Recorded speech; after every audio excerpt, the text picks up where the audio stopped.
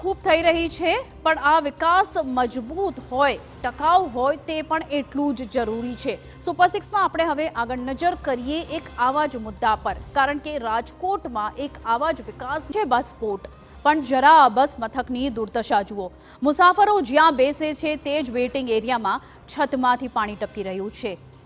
બધે જ પાણીની સ્થિતિ છે। એ હદે કે ટપકતા પાણીને એકઠું કરવા ડોલ મૂકવાની નોબત આવી છે। માત્ર બસપોર્ટની અંદર જ નહીં, બસપોર્ટની બહાર તો તેનાથી પણ કપરી સ્થિતિ છે। અહીંના એન્ટ્રી ગેટ પાસે જ ગટરના પાણી ભરાયેલા છે। ભયાનક દુર્ગંધ અને ભરાયેલા પાણી વચ્ચે મુસાફરો માંડ બસપોર્ટની અંદર પહોંચે છે। ઉલ્લેખનીય છે કે રાજકોટના આ બસ મથકની તુલના એરપોર્ટ સાથે કરાઈ રહી હતી અને તેના પરથી જ તેને નામ અપાયું હતું બસપોર્ટ। 145 કરોડના ખર્ચે તૈયાર થયેલા બસપોર્ટને હજુ તો વર્ષ 2020માં જ ખુલ્લું મુકાયું હતું, પણ તેની બિસ્માર હાલત જ એ વાતનો પુરાવો છે કે તેના નિર્માણમાં કેટલો ભ્રષ્ટાચાર થયો છે। બહુ જાજી મુશ્કેલી છે તેમાં, અને 2-3 દિવસથી બહુ પાણી લીકેજ હોવાથી ને પાણી નીચે બહુ પડતા લોકોને હાલવા ચાલવા મુશ્કેલી પડતી ને લોકોને સ્લીપ ખાવાની શક્યતા વધી જતી હતી।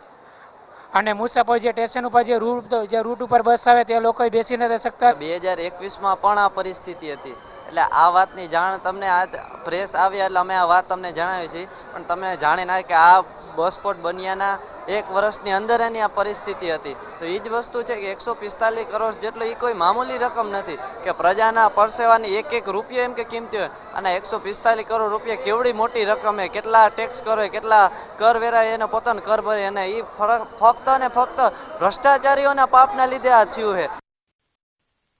TV9ના અહેવાલ બાદ તંત્ર દોડતું થયું અને બસપોર્ટ પર સફાઈ કામગીરી હાથ ધરવામાં આવી, પણ સૌથી ચોંકાવનારી વાત તો એ છે કે પ્રજાની કાળી મજૂરીના ટેક્સના પૈસાથી બનેલા આ બસપોર્ટમાં પ્રજા માટે કોઈ સુવિધા જ નથી। સરકાર નલ સે જલની યોજના બનાવે છે, પણ અહીંના તો નળ અને લોકો બંને પાણી માટે તરસી રહ્યા છે। શું કહેશો ભાઈ, પાણી પીવા આવ્યા હતા ને પાણી નથી? પાણી પીવા નથી પાણી નથી, અહીંયા પાણી ટપકે, પાછળ બસ સ્ટેન્ડમાં આખા બસ સ્ટેન્ડમાં પાણી ટપકે છે। અહીંયા પાણી નથી આવતું? અહીંયા પાણી નથી આવતું, અને આખા બસ સ્ટેન્ડમાં જ પાણી ટપકે, પાછળના ભાગમાં બી ટપકે 6 મહિનાથી પાછળના ભાગમાં પાણી ટપકે। પાણી નથી આવતું એટલે બહારથી લેવું પડશે પાણી? બહુ જ પડે ને વેચાતું, શું થાય બીજું?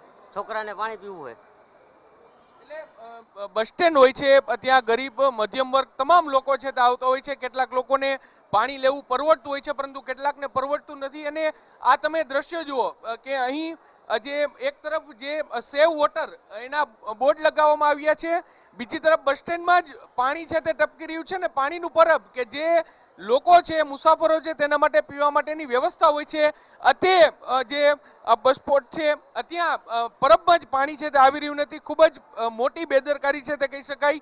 એક પ્રકારે ભ્રષ્ટાચારની અને ગેરરીતિની અને બેદરકારીની પોલ છે તે ખુલી ગઈ હોય તેવું અત્યારે સ્પષ્ટપણે લાગી રહ્યું છે। જે એસટી વિભાગના અધિકારી હોય, અહીં જે બસપોર્ટના કોન્ટ્રાક્ટર હોય, એ તમામ લોકોની બેદરકારી છે, અને તેને કારણે જે મુસાફરો છે, જે સૌરાષ્ટ્રભરમાંથી જે વિદ્યાર્થીઓ છે જે અહીં મુસાફરી કરવા માટે આવતો હોય છે, તે તમામ લોકોને ભોગવવાનો વારો આવ્યો છે, મુશ્કેલી સહન કરવાનો વારો આવ્યો છે। કેમેરા પર્સન ભાવેશ લશ્કરી સાથે મોહિત ભટ્ટ, TV9 રાજકોટ। સુપર 6